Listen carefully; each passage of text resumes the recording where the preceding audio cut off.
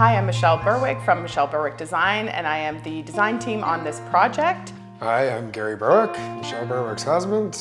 I was the contractor / project manager / carpenter, laborer, everything it took, along with a great team. This is the Thunderbird Cabin.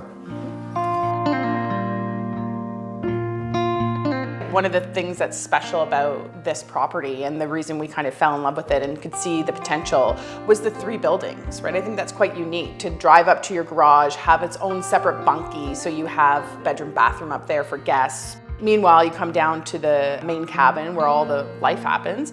And we knew we needed to make a 3-bedroom, 2-bath to really make it work. So it was a strange setup, but I think we kept the shell the way it was.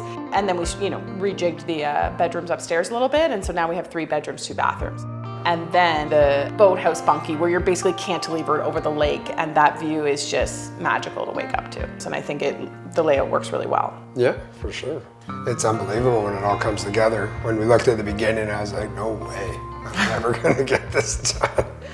But we always get there. We always got to the end. Yeah, we got to the end of the road. So it's nice seeing that piece of paper come to life and all the details and drawings and the renderings and all that. And it's like, how am I gonna make that? It's the one-off designs that really allow this place to be so amazing and so perfect, right?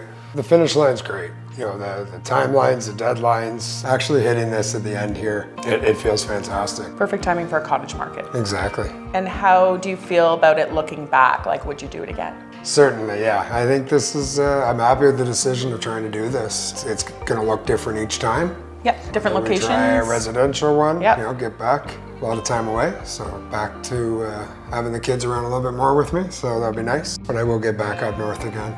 There's lots of fish to catch.